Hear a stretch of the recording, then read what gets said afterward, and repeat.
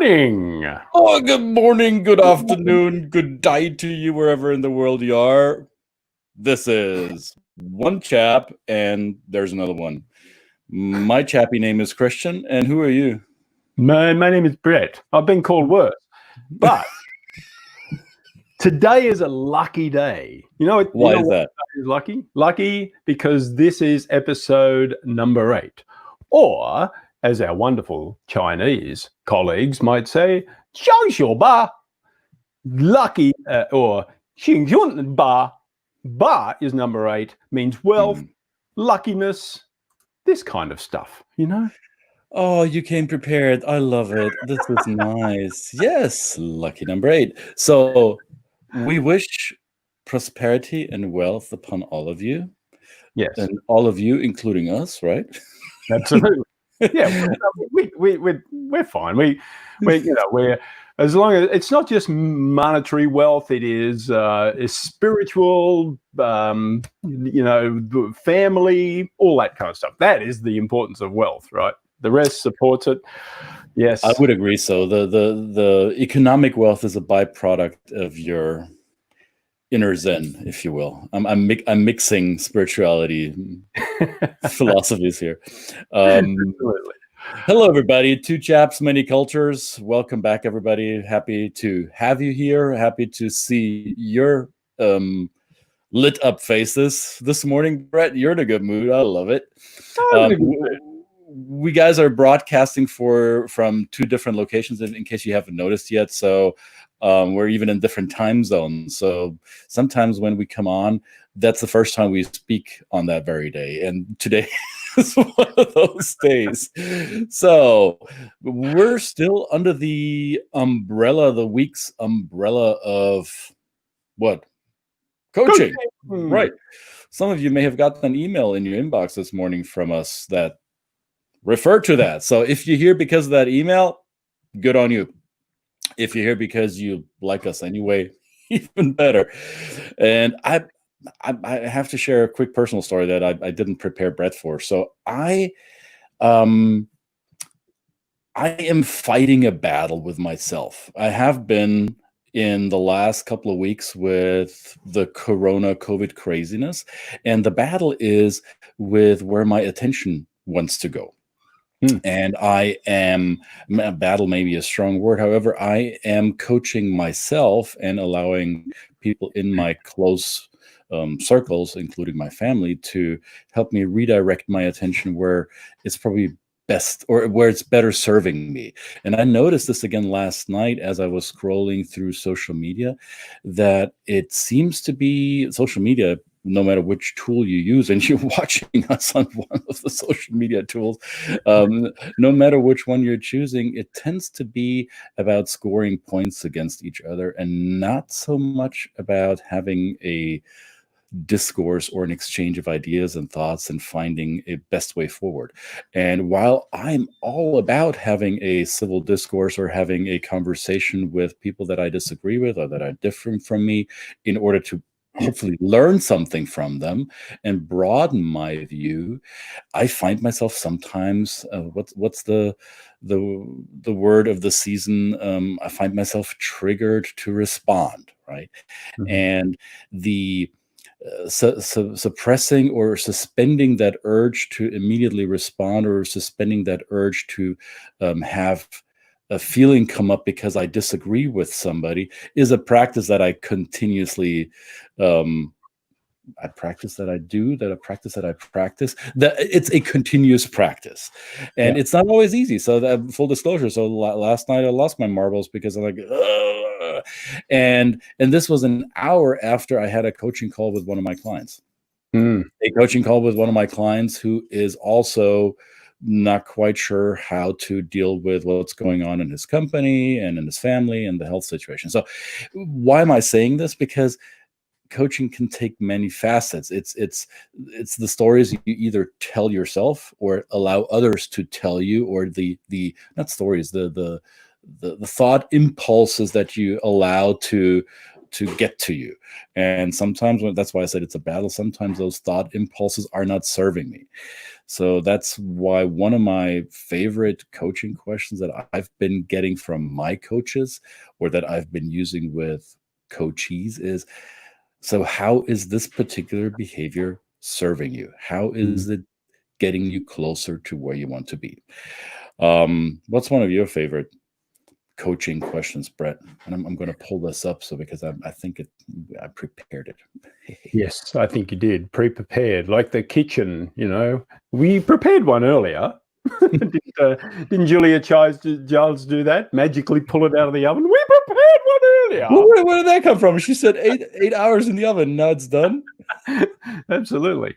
Okay, this is very important, because coaching for me also involves some self-coaching to get myself motivated, and again reflect on how I'm responding or getting triggered by certain things. I fail at it every day. I'm getting better. I hope I'm getting better. But this is recently I worked with our good friend Yuko de Neuville on catatonic and catabolic responses, responding in those lower levels where it's just through heart and head. You're responding through the framework of victimhood, right? This is triggering me. This is attacking me. This is this is somebody who wants to impose their values and their beliefs on me, right? Right. And I'm just as susceptible to that as anybody, right? And I find I do it every day. So, yes, there are situations, I'm being challenged now by certain people in certain communities that, I should shut my mouth.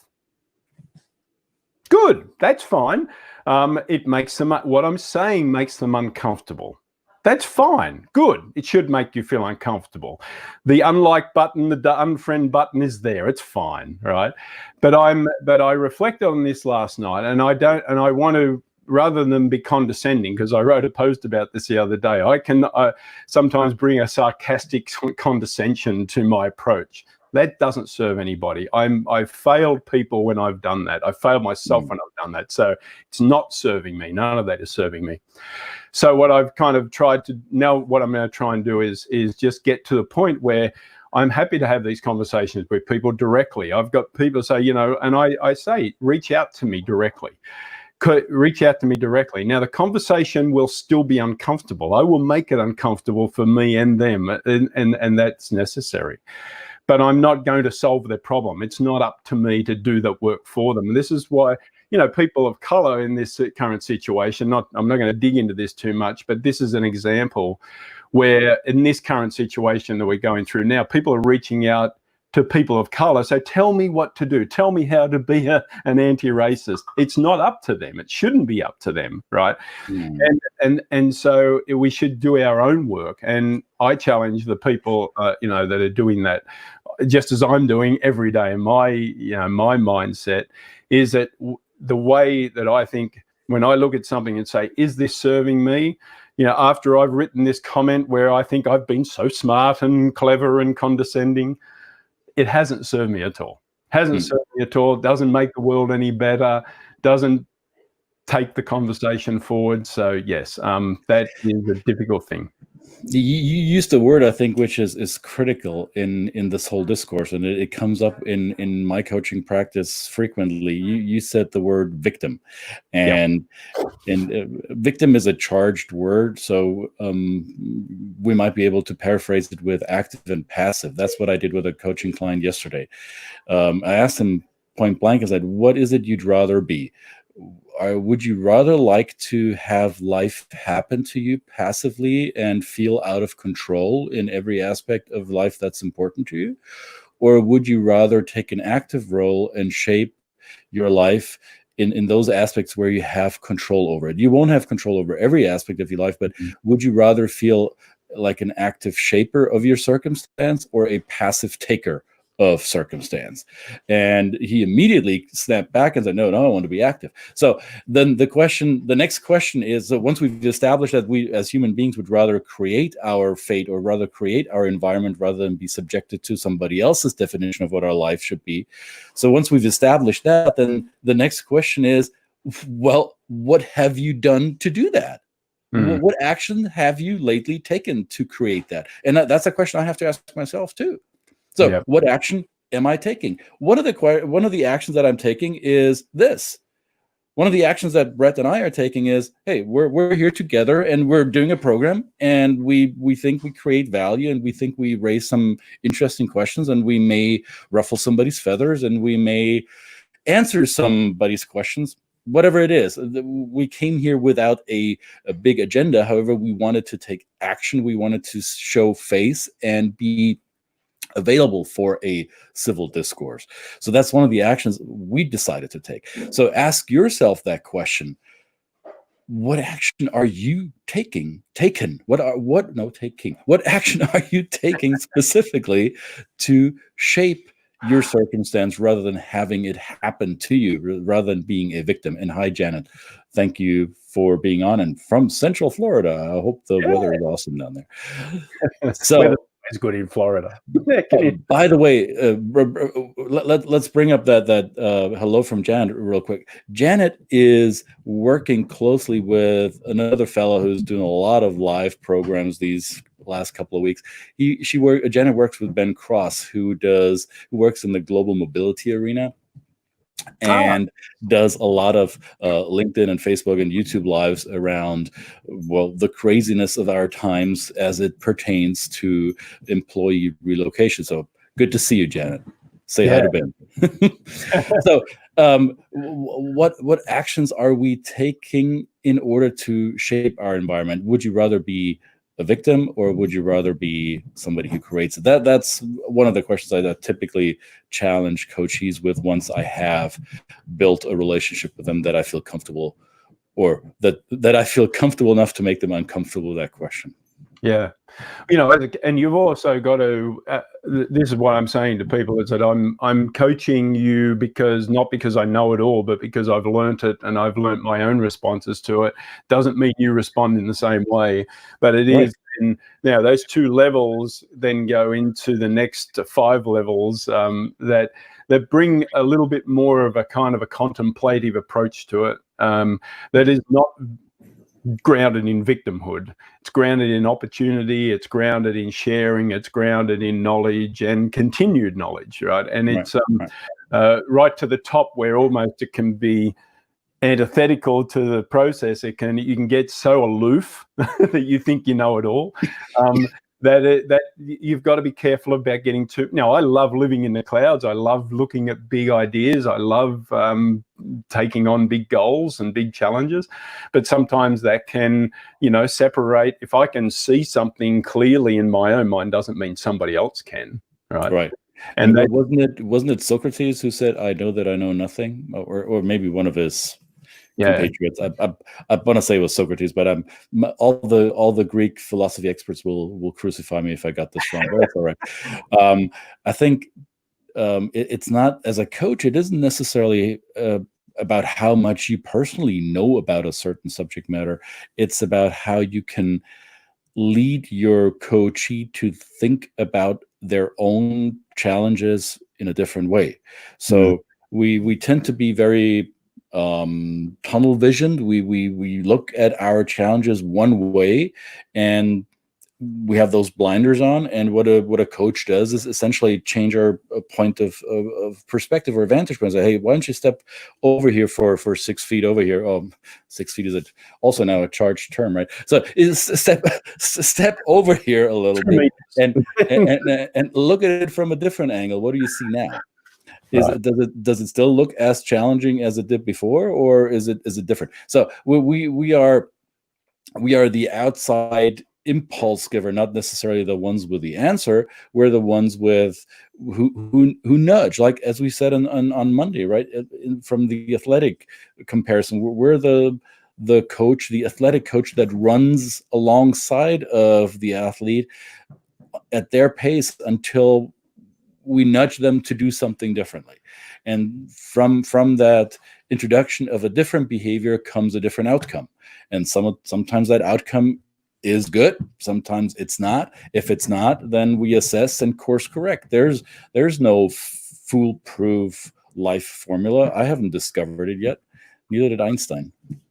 No, and understanding, I guess, we always talk about learning your own culture, because we've talked about the quote of understanding our own culture is quite difficult. Our own culture is hidden from us because we just grow up in it. It's embedded in us. And then, so you might come from a culture where you might respond very favorably to the messages. We see them all the time. 3 quick steps to losing weight. 3 quick steps to business success, right? It's a process. It's got it promises fast results. It promises quick fixes. You can come from a culture where you're drawn to that. Other cultures are not drawn to that, because that throws up all kinds of visceral responses to say, well, hang on, that doesn't seem to make sense to me. That nothing is as simple as that, and it never is anyway. But if you understand that how you're responding to these are marketing messages that people use, that as you take on the coach, if you start to assess the skills of a coach, I would just be very careful about people that say, I'm going to fix your problems. I'm here to fix your problems. I'm going to understand you completely. I'm going to do it quickly. I'm going to do it in 3 quick steps. That kind of goes against my culture, but I understand that probably is a visceral response to me culturally.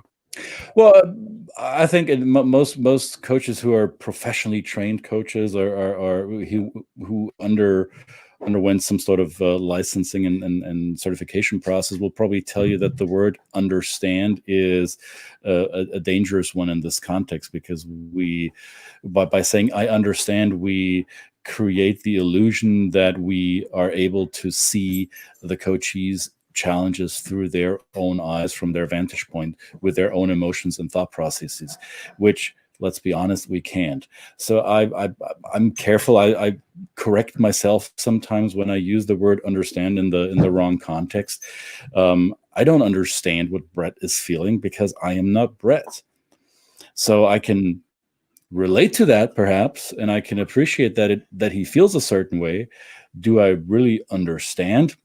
Questionable. So it's also the choice of words that we have with each other. As I said before on this program, the stories, the words that we tell ourselves, or the stories that we tell ourselves, that matters, right? They shape the way we look at things. Absolutely. So lots to unpack here, man, and it's already 19 minutes in. I thought we just started a minute ago. We've been doing very well, I've been looking at the recordings. We're always kind of like within the 19 to 22 minutes window. It may be too long for some, but we hope that in the middle of this little gap in the morning, the half hour, that we can come on after you've come from that other very important meeting, and then release you before you have to go to that other very important meeting. You can sit there and enjoy a cup of coffee with us. And of course, we also would love your questions and comments. That is important. We're going to take this forward more actively. And so this was a great, thank you. Yeah. And we're also including another good coaching question right here, because it may be leading to the question that you will send us, or the comment that you have. So you can replace the missing here with, what's the one thing you'd like to talk about with us, or what's the one thing that you think we should address here. So be specific. Give us one thing. Don't give us a laundry list. Give us one thing, and we'll pick the best ones and we'll drill into them. All right. With this, I would say, have a wonderful rest of your day, Brett. Well, thank you, sir. You do the same. And to everybody out there, wonderful again, prosperous, wonderful 8th episode. This one will go, well, it should be a special one. We should include that as part of it. Number 8, yes.